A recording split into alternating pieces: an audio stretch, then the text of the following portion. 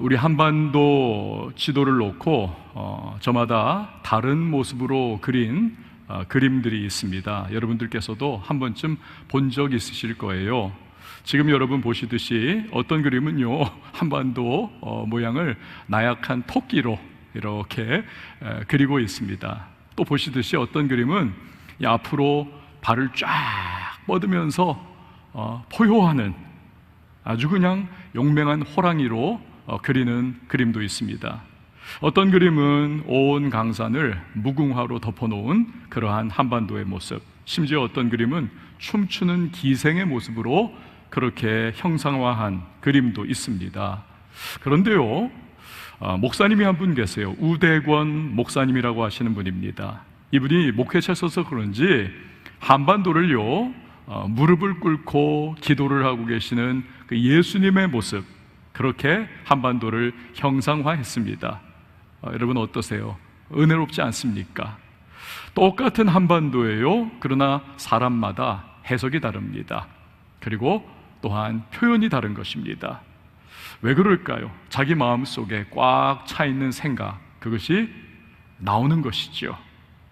종교 지도자들, 바리새인들, 헤롯 땅 하나같이 예수님을 향해서 날선 질문을 쏟아냈습니다. 백성들은 예수님 말씀 들으면서 다 은혜를 받았어요. 그러나 이 사람들은 적대적입니다. 지난 시간 살펴본 대로 사두개인들은 또 어떻습니까? 부활에 관해서 이 궤변을 쏟아놓지 않았습니까? 이들이 그렇게 한 이유가 무엇입니까? 그 마음에 예수님을 미워하는 겁니다. 증오하고 어떻게 죽일 수 있을까? 이 마음에 가득하니까 그것이 튀어나오는 것이지요. 영원한 생명을 주시는 예수님의 말씀을 제대로 받아들일 수가 그래서 없더라는 것입니다. 하지만 오늘 본문에 등장하는 서기관은 좀 다릅니다. 그의 마음에는 교활함이 없습니다. 어떤 의도를 가지고 질문한 것이 아닙니다. 그냥 궁금해요. 정말 너무 알고 싶은 겁니다. 그래서 예수님께 질문을 드립니다. 28절 말씀을 보시기를 바랍니다. 서기관 중 한 사람이 그들이 변론하는 것을 듣고 예수께서 잘 대답하신 줄을 알고 나와 묻되 모든 계명 중에 첫째가 무엇이니까? 예수님 당시에는 613개의 율법의 조항들이 있었습니다. 그런데 그 중에서 어떤 게 가장 중요하냐? 어떤 게 모든 율법의 근본이요 기초가 되느냐? 이걸 가지고 율법학자들과 바리새인들 간에 설왕설래가 계속 이어졌습니다. 공방전이 펼쳐졌습니다. 이거다 아니다 저거다.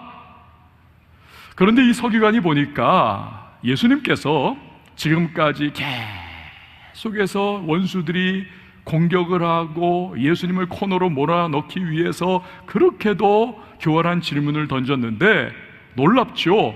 우리 예수님은 그때마다 지혜로운 말씀으로 그걸 다 받아내시고 하나하나 완전하게 대처를 하시는 겁니다. 아하, 이분이라면 내 마음속에 가득 찬 이 질문, 어떤 율법이 가장 중요한 것이냐, 어떤 것이 첫째 되는 것이냐, 그 대답을 주실 수 있겠구나. 그래서 질문을 한 거죠. 오늘 본문은 그러한 서기관의 질문에 대한 예수님의 답변으로 이루어져 있습니다.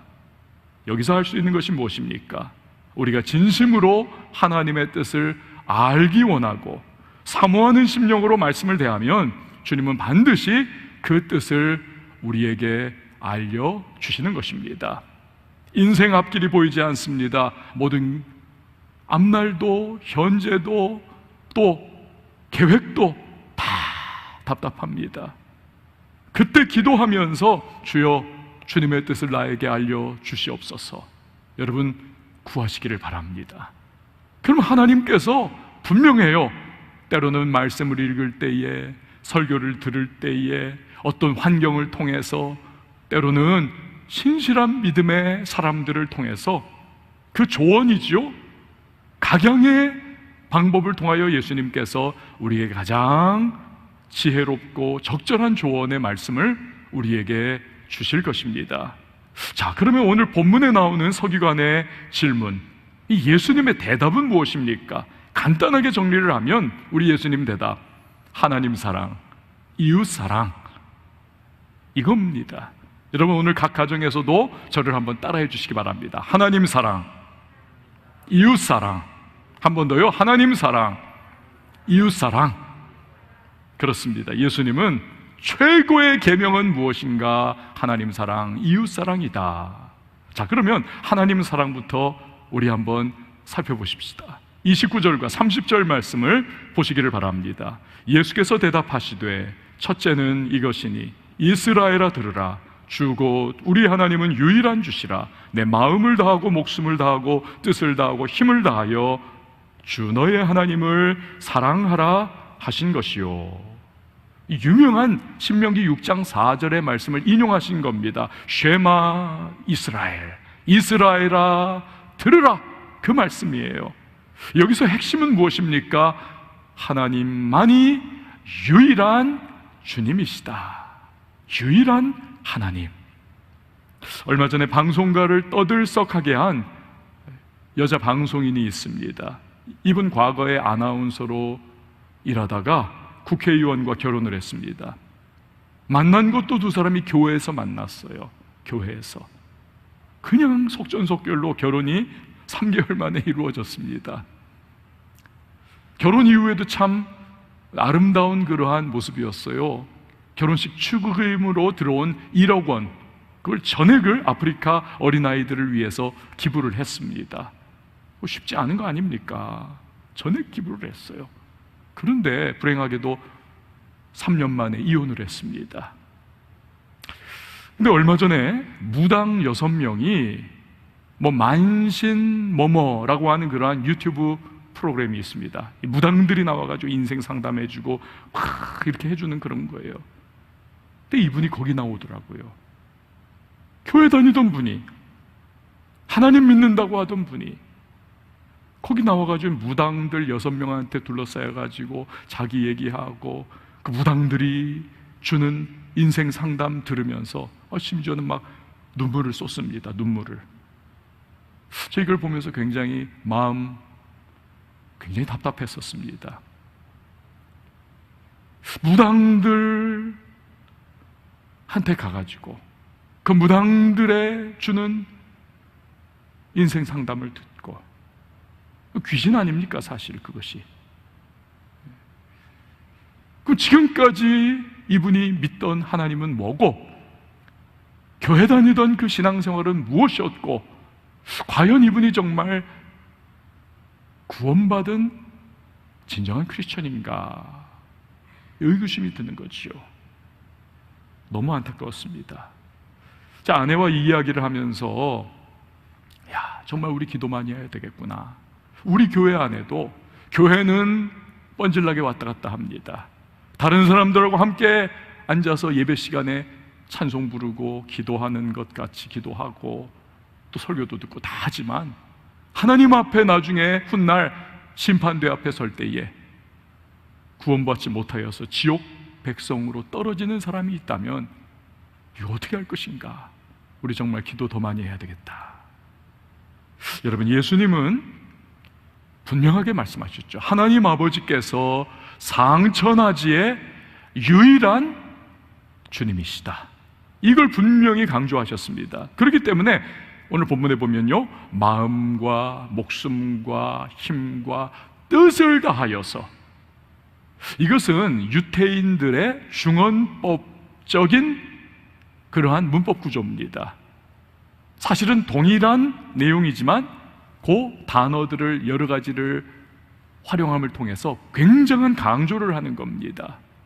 마음과 뜻과 정성과 힘을 다해서 뭐 하라는 겁니까? 하나님을 사랑하라. 왜냐하면 그분만이 유일한 주님이시기 때문에. 여러분, 여기에서 예수님께서 사랑이라고 하시는 말씀, 이건 헬라어로 아가파오라고 하는 단어입니다. 아가파오. 전적으로 이것은 비이기적인 사랑을 의미를 합니다. 그런데 우리가 참 그렇죠. 어떻게 하나님을 그렇게 사랑할 수 있을까요? 우리의 온 마음과 정성과 힘과 뜻을 다해서 전적으로 비이기적인 사랑, 이걸 어떻게 하나님 앞에 우리가 올려드릴 수 있겠느냐? 이게 정말 가능은 할까? 여러분, 이거 사실 우리 힘으로는 불가능합니다. 애쓰고 몸부림치고 이거 안 돼요. 그래도 오직 그렇지만 하나, 성령의 도우심으로 우리는 그렇게 할 수가 있는 겁니다. 성령은 우리에게 사랑이 솟구치게 합니다. 우리 사랑으로 이끌어 가시는 겁니다. 지난 금요 기도회 때에 하나님께서 우리를 시험하시는, 이건 테스트죠. 유혹하는 템테이션이 아닙니다. 우리를 하나님이 테스트하시고 시험하시는 이유에 대해서 살펴보지 않았습니까? 우리 마음 속에서 하나님과 경쟁하는 그 우상 숭배적인 요소가 있는 것을 드러내시는 과정이다 말씀을 드렸습니다. 그 점검하는 거죠. 그 대표적인 경우가 100세에 낳은 아들 이삭을 모리아산에서 번제로 드려라. 이 끔찍한 그러한 명을 받은 아브라함이 아닙니까? 그 기가 턱 막히는 말씀이에요. 내 아들, 근데 내 사랑하는 아들, 그것도 내 독자 이삭을, 그 100세에 낳은 아들을 모리아산에서 번제로 드려라. 이 명령. 그런데 아브라함이 순종을 합니다. 정말 놀라운 일 아닙니까? 이게 어떻게 가능합니까? 어떻게 그런 순종할 수 있습니까? 성경에서 우리들 크리스천에게 요구하시는, 가장 강조하는 것 중에 하나가 바로 순종입니다. 그런데 여러분, 잘 들어보세요. 때로는 이 순종이 율법주의에 근거한 순종이 될 수가 있습니다. 율법주의에 근거한 순종. 그게 언제입니까? 순종해야 하니까. 그래서 하는 거예요. 그때입니다. 또 순종뿐만이 아니라 예배도 그렇고, 기도도 그렇고, 헌신도 그렇고, 헌금도 그렇고, 봉사도 그렇고, 그저 해야 하니까 하는 것. 그렇다면 율법주의가 될 가능성이 높습니다. 오늘 예수님은요, 하나님을 사랑하라. 사랑이 뭡니까? 쌍방향에 관계된 것입니다. 사랑 주고 사랑 받는 것이지요. 하나님이 먼저 우리를 그 자녀로 삼아 주셨고 사랑을 부어 주셨습니다. 그 사랑을 받은 우리가 이제는 그 사랑의 겨워 하나님을 사랑해 드리는 겁니다. 그리고 그 사랑에 의해서, 또 사랑 때문에 자발적으로 너무너무 감사해서 순종하는 거죠. 너무너무 감격해서 그 사랑 때문에 하나님 앞에 순종을 드리는 겁니다. 예배 드리는 겁니다. 기도 드리는 겁니다. 헌금을 드리는 것이고 봉사와 헌신을 드리는 것입니다. 사랑 때문에. 그걸 기대하시는 겁니다. 이 굉장히 중요한 포인트예요. 우리의 신앙생활이 하나님과의 사랑에 기반하지 않는다면 그것은 거의 10중 8구 율법주의의 발로일 것입니다. 고대 그리스 철학자 아리스토텔레스가 이런 말을 한 적이 있습니다. 사악한 자는 두려움 때문에 복종하지만 선한 사람은 사랑 때문에 순종한다. 여러분, 둘 다요, 하라는 대로 한 겁니다. 복종했고 순종했어요. 겉으로는 보기에 똑같아 보여요. 그러나 형벌을 받아 내가 이거 어떻게 되면 안 되지, 그 두려움 때문에 복종하는 것과 그 사무치는 사랑 때문에 자발적으로 이제 그 반응으로 순종하는 것과, 이건 하늘과 땅 차이인 것입니다. 전혀 다른 거예요. 성 어거스틴은 이렇게 말했습니다. 하나님을 사랑하라. 그리고 당신 좋을 대로 하라. 기가 막힌 말 아닙니까? 하나님을 사랑하라. 그리고 나머지는 다 당신 좋을 대로 하시오. 무슨 뜻입니까? 하나님을 진정으로 사랑한다면 거기서 악이 나올 수 없습니다. 거기서 범죄가 나올 수 없고 이웃을 해하려고 하는 모습이 나올 수 없는 거죠. 사랑장이라고 하는 고린도전서 13장에 그거 아닙니까? 사랑은 온유하고 절제하고 사랑은 이웃을 해하지 아니하고, 그런 거 아닙니까? 사랑이 중요한 것이죠. 그리고 하나님을 사랑하는 것이 우선이라는 것입니다. 며칠 전에 신문에요, 이 모성애, 대단합니다. 정말 하나님의 사랑 다음으로 아름다운 것이 모성애입니다. 기가 막힌 모성애예요. 기사가 실렸습니다. 척추 갈림증이라고 하는 희귀병에 걸린 엄마예요. 임신을 했습니다. 이 병 때문에 발에 문제가 생겼습니다. 발에 약을 먹고 병이 악화하는 것을, 이걸 막아야 합니다. 그런데 임신을 했다고 해서 이 아기한테 악영향이 끼쳐지면 안 돼. 약을 안 먹는 거예요. 임신 18주가 됐을 때 의사가 딱 이제는 심각하게 이야기를 합니다. 그 약 안 먹으면 당신 다리를 절단해야 합니다. 선택하셔야 해요. 지금은 아기인가 다리인가 선택하셔야 합니다. 이 엄마가 아기를 선택을 합니다. 두말하지 않아요. 주저함 없습니다. 결국 출산과 동시에 자기의 한쪽 다리를 절단을 합니다. 그렇게 사랑으로 낳은 아기가 이제 흘러 7살이 됐어요. 여러분 보시는 사진에 그 밑에 엄마 옆에 있는 아이 7살짜리 여자입니다. 이 기사 밑에 인터넷 댓글을 이렇게 찾아보니까 여러 사람이 그 글을 써놨어요. 아니, 아기야 또 가지면 되지, 다리를 저거 자르면 어쩌나, 왜 다리를 잘라? 그렇게 써놨습니다. 근데 여러분, 이 신문 기사의 제목이 뭔지 아십니까? 내 평생에 가장 잘한 일은 다리를 포기한 것입니다. 아까 그 댓글, 아니 아기야 또 가지면 되지 왜 다리를 잘라? 이 몸 모르는 얘기예요. 맞는 말을 하긴 했는데 사랑이 무엇인지를 모르는 거죠. 이 어머니의 지극한 모성애가, 그 끓어오르는 사랑이 이 희생을 기쁨으로 감수를 하는 겁니다. 그것마저도 끌어안는 거죠. 그리고 그 아기를 사랑하는 그 마음으로 이 아기를 기뻐하는 겁니다. 다리 하나 끊었어도 그게 사랑인 거죠. 사랑의 힘인 것입니다. 하나님은 그 무엇보다 우리가 하나님을 사랑하기를 원하시는 것입니다. 그 예수님이 하신 말씀의 요지가 그거예요. 그러므로 지금부터 여러분, 우리가 우리의 신앙생활을 한번 찬찬하게 되짚어 점검해 봐야 할 필요가 있습니다. 나는 복음으로 살아가는가, 아니면 나는 율법으로, 심지어는 율법주의로 나는 신앙생활하고 있는가? 복음이 무엇입니까? 주님이 나를 사랑하셔서 십자가로 구원해 주셨습니다. 그 은혜에 감격합니다. 감사합니다. 그래서 주님을 사랑하는 거예요. 그 사랑 때문에 순종합니다. 예배합니다. 기도합니다. 헌금합니다. 봉사하고 헌신합니다. 그러면요, 여러분, 신앙생활이 이게 달라지는 겁니다. 심지어 헌금도 달라져요. 11조를 하기는 하는데 그냥 덜덜덜 떨면서 하는 그런 경우 있지 않습니까? 어떤 분들은 아니 11조는 구약시대에 했던 건데 왜 우리가 지금 해야 하느냐?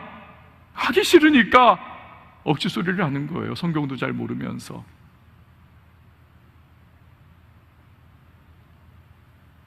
이런 말도 있죠. 11조 새 전이냐 새 후냐?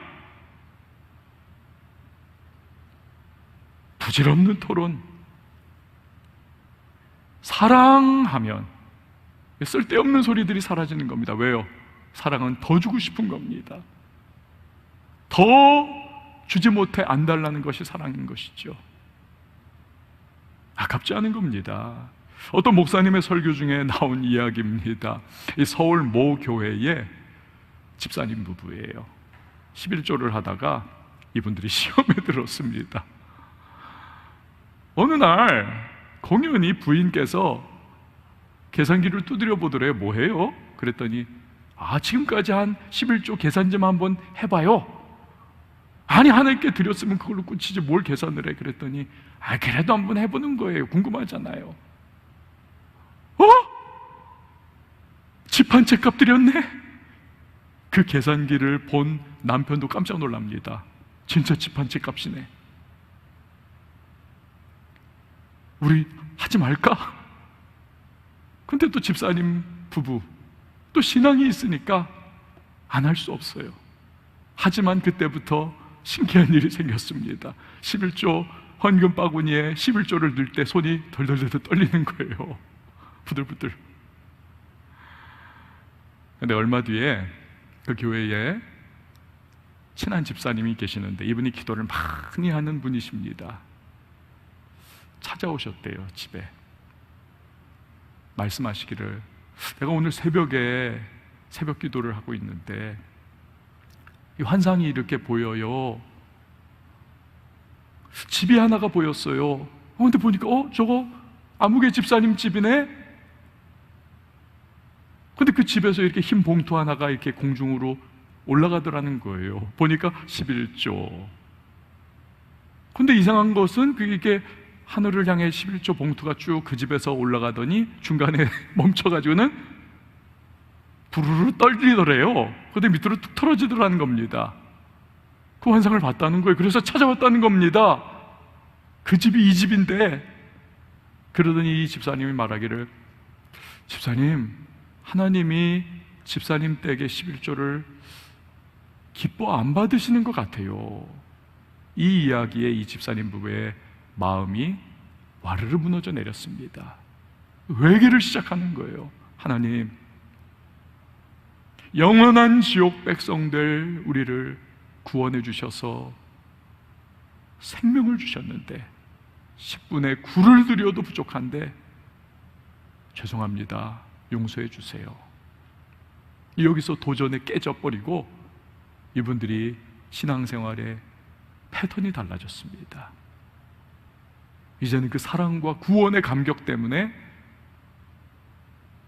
이제 다시 그렇게 나아가는 거죠.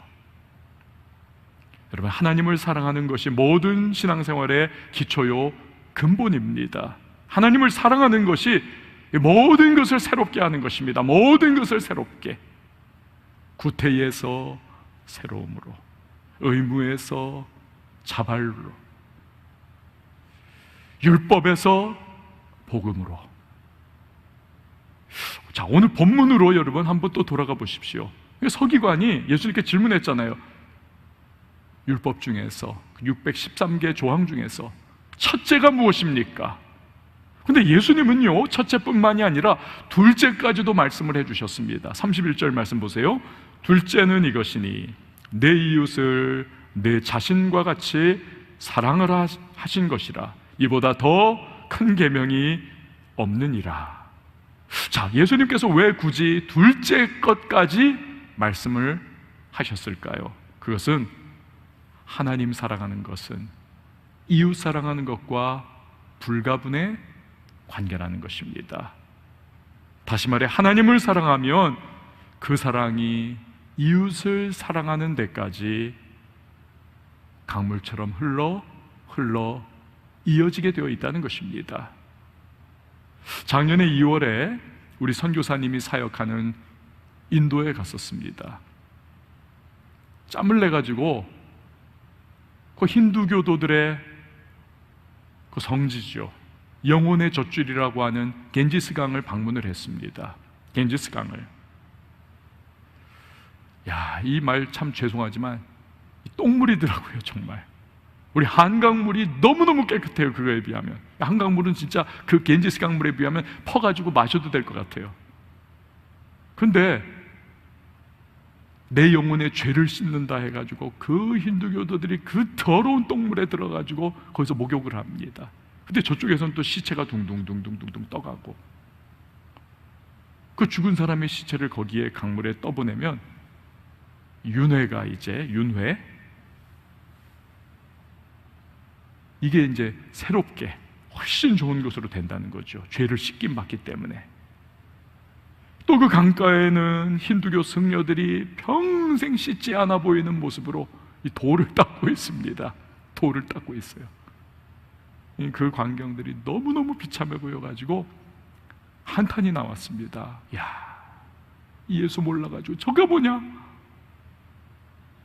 그런데 안타까운 것은 그들이 영원한 지도자로 여기는 마하트마 간디, 이 간디가요 젊은 시절에 영국으로 유학을 갔었습니다. 여러분 지금 보시는 사진이 그 젊을 때의 왜소한 간디의 모습입니다.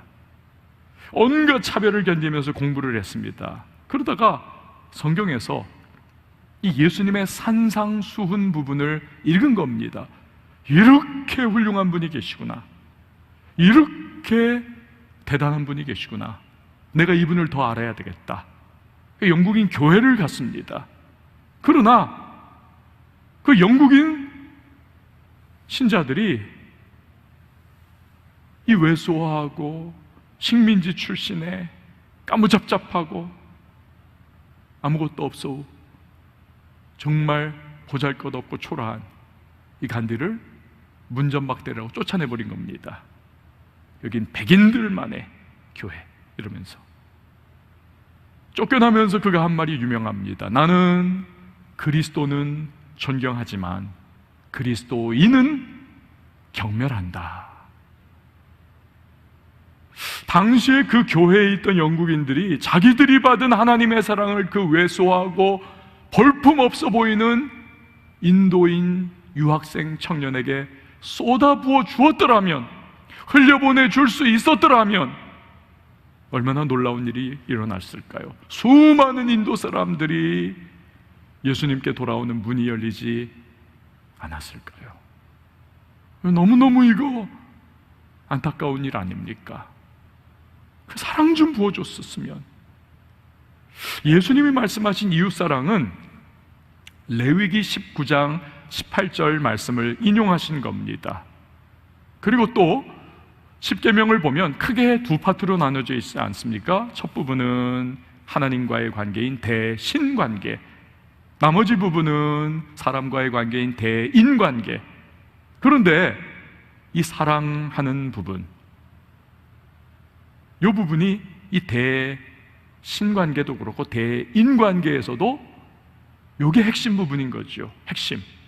근데 여기서 이웃사랑도 사랑하라 했기 때문에 사랑해야 하는 것이라면 이것도 율법주의가 될 가능성이 큽니다. 그러나 주님의 은혜, 그분이 내게 베풀어 주신 구원과 사랑, 여기에 감격하고 여기에 감복하여 감탄하여 여기에 감사하여서 내가 그 사랑을 하나님이 사랑하는 대상들인 내 주변의 사람들에게 하나님 사랑하는 마음으로 흘려보낸다. 그러면 사랑할 수 있는 겁니다. 그리고 이 사랑 역시도 성령의 도우심으로 우리는 할 수가 있는 것입니다. 바울이 바로 그런 사람이었죠. 3번에 걸친 선교 여행, 그 모진 환난과 핍박과 산의 위험, 강의 위험, 도적의 위험, 불의 위험, 온갖 바다의 위험 등 그 모든 핍박과 환난을 다 그는 뚫고 그렇게 가지 않습니까? 기어이 사람들에게 복음을 전한 그 이유에 대해서 바울은 이렇게 전하고 있습니다. 고린도후서 5장 13절 14절 보세요. 우리가 만일 미쳤어도 하나님을 위한 것이요 정신이 온전하여도 너희를 위한 것이니 그리스도의 사랑이 우리를 강권하시는도다. 내가 받은 예수님의 사랑을 흘려보내지 않고는 견딜 수 없다는 것입니다. 그 사랑이 내 안에서 끌어올라서 그 사랑이 너무나 감사해서 이걸 흘려보내지 않고서는 나 견딜 수 없다는 거예요. 만약에 율법주의적인 태도, 억지로 그것을 전해야 한다, 복음을, 이건 불가능한 겁니다. 인간으로서는 절대로 바울의 선교는 그것으로서는 불가능한 거예요. 지난 4월에 우리 교회 한 청년이 선교 헌금에 써달라고 20만 원을 이렇게 봉투에 넣어서 헌금을 드린 적이 있습니다. 근데 그 안에 쪽지가 들어있었어요. 자기가 왜 이 헌금을 하게 됐는지. 그걸 제가 이렇게 재정부에서 보내주셔가지고 읽어봤습니다. 이런 사연이 있었습니다. 그 즈음에 수요 예배 때 우리 부목사님 중에 한 분이 이제 설교를 한 거예요. 거기서 자기가 쇼크를 받았다는 겁니다. 이 부목사님이 설교 중에 자기 간증을 하나 했어요. 이래저래 했는데 이 하나님이 어느 순간 감동을 주셨다는 겁니다. 마음속에 나는 너를 믿는다. 그 부목사님한테 감동 주신 것이지만 설교를 듣는 우리 성도님들은 그게 또 나한테도 주시는 하나님의 음성이기도 한 거지 않습니까? 나는 너를 믿는다. 이 말씀이 너무 쇼킹했다는 겁니다. 머리를 망치로 꽉 맞은 것 같았다는 거예요. 나를 믿으시는 하나님, 우리를 믿으시는 하나님, 나 같은 죄인을 믿으시는 하나님. 자기가 그때가 4월이니까 그 2월 달에 중국 우한에서 코로나가 막 확 퍼지면서 우리나라도 들어오고 이러면서 우리나라 쑥대밭이 막 돼가고 있을 때 아닙니까? 그러면서 일자리도 다 끊기고 자기가 수입이 몇 달째 없었어요. 그래가지고 이거 어떻게 살아야 하나, 앞길이 막막하고 마음은 조급하고, 그래가지고 이 말로는 예수님 발자국 따라서 나는 살아갑니다 했었지만 그 설교 듣고 집에 와가지고 나는 너를 믿는다, 자기 곰곰이 생각했대요. 내가 진짜 예수님 따라 살아가고 있나? 일기장도 뒤져봤고 막 써있는 그러한 자기의 조급한 마음들, 그 표현들도 다 봤는데 막 아무리 봐도 예수님 발자국 따라서 살아가는 모습이 아니라 그냥 자기의 지금 막 조급한 마음대로 막 그냥 막 나가고 있더라는 것입니다. 그래서 그날 마음을 정했다는 거예요. 그래, 나 중심의 삶을 버리고 주님이 이끄시는 속도대로 가자. 그러자 마음의 평안이 찾아오더라는 겁니다. 마음의 평안이. 그래서 그동안 작정해 놓고 쫓기는 삶, 쪼들리는 삶, 그 드리지 못하고 있던 그 작정했던 헌금을 이 선교 지정 헌금으로 드린다는 거예요. 자기가 받은 은혜와 사랑을 아직 그 주님을 알지 못하는 그 누군가들이 알게 되고, 또 그 땅에 찬양과 예배와 기도의 소리가 울려 퍼지기를 바라면서 자기도 그걸 놓고 기도하겠다는 겁니다. 여러분, 이 청년이 무엇을 말하고 있는 겁니까? 그리스도의 사랑을 받았기 때문에 그 사랑을 나도 흘려보내고 싶습니다. 이 마음인 거죠. 사랑하는 여러분, 우리 모두에게 하나님의 사랑이 부음받기를 바랍니다. 예수 그리스도를 통해 부어주신 그 사랑이 우리 안에 넘쳐나기를 바랍니다. 그래서 우리의 순종이, 우리의 헌신이, 우리의 예배와 기도가, 우리의 섬김과 봉사가 해야만 해서 하는 것이 아니라 그 사랑 때문에 자발적으로, 그리고 감사함으로 그 사랑의 놀라움을 내가 맛봤기 때문에 나도 주님께 그 사랑 드립니다. 그 마음, 또한 하나님의 사랑이 우리 안에만 머무는 것이 아니라 강물과 같이 흘러 내 주변에 그 사랑이 전해질 수 있기를 바라는 것입니다. 여러분, 이 한 주간 성령께서 저와 여러분에게 그 하나님의 풍성한 사랑을 성령의 은혜 가운데에 우리 맛볼 수 있는 저와 여러분이 될 수 있기를 예수의 이름으로 축원을 드립니다.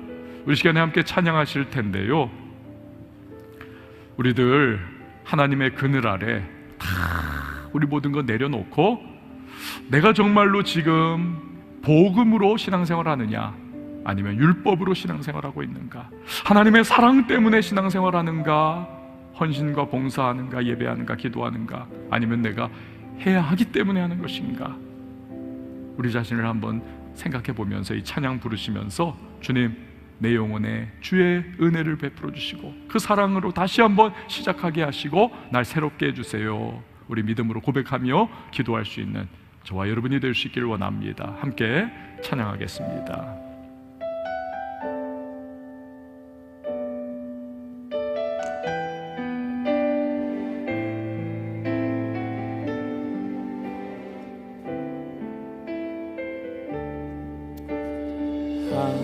하나님의 그늘 아래 내 모든 것 다 내려놓고 나 잠잠히 주를 묵상하네. 그 놀라우신 은혜를 끝이 없는 주의 사랑, 주의 사랑 강물 되어 흘러 내 영혼에 자유함 주시네. 날 새롭게 하시네. 날 새롭게 하시네. 하나님 사랑, 그 사랑, 하나님 사랑 그 사랑 날 자유케 하네. 하나님 사랑 그 사랑 날 회복해 하네.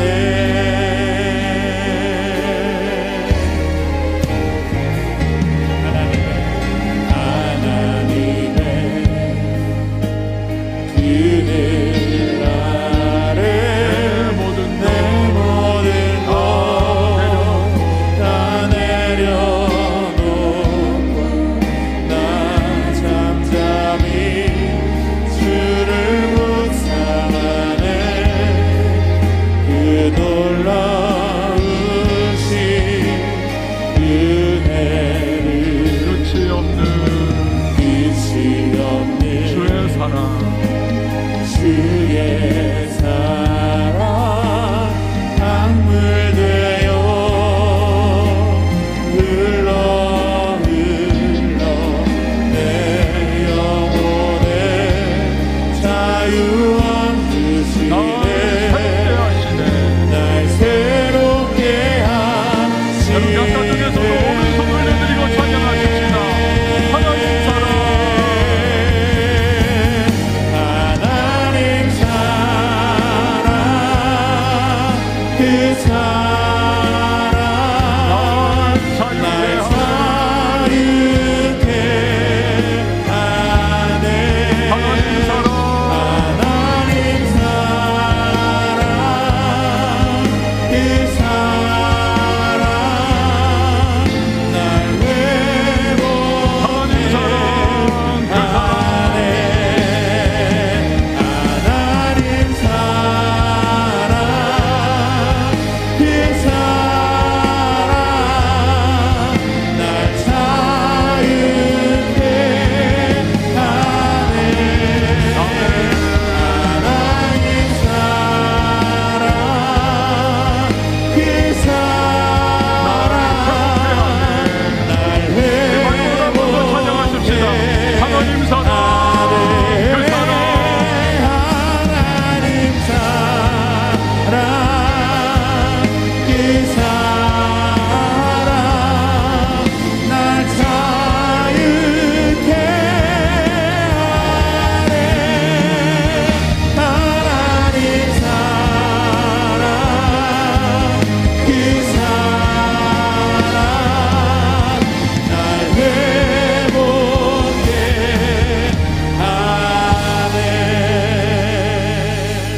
하네. 여러분 이 시간에 기도하며 나갈 때에 오늘 들은 말씀을 거울 삼아 우리 자신 돌아보면서 내가 복음으로 그 받은 사랑에 감격하여 주님 앞에 예배하고 기도하고 섬기고 신앙생활하는지, 아니면 율법주의에 얽매여서 하지 않으면 안 되기에 내가 혹여나 그렇게 신앙생활하는 것은 아닐지, 성령이여 오늘 내게 그 하나님의 풍성하신 구원의 사랑과 나를 자녀 삼아 주신 그 은혜를 다시 한번 누리게 하시고 부어주셔서 그 사랑으로 섬기고 예배하고 주님을 경배하며, 또 그 사랑 때문에 하나님이 사랑하시는 내 주변의 그 누군가를 향하여 하나님 내가 받은 그 사랑을 흘려 보낼 수 있는 주님 그러한 믿음의 사람으로 살아갈 수 있도록 도와달라고, 성령이여 이 한 주간 나 그 사랑에 의지하여 살아갈 수 있도록 도와달라고 우리 시간에 말씀을 기억하며 함께 기도하며 나갑니다. 함께 기도합니다. 하나님 아버지 감사합니다. 주님의 그 크신 사랑과 긍휼과 풍성한 은혜를 하나님 사랑 그 사랑 날 자유케 하네. 하나님 사랑 그 사랑 날 회복해 하네. 하나님 사랑 그 사랑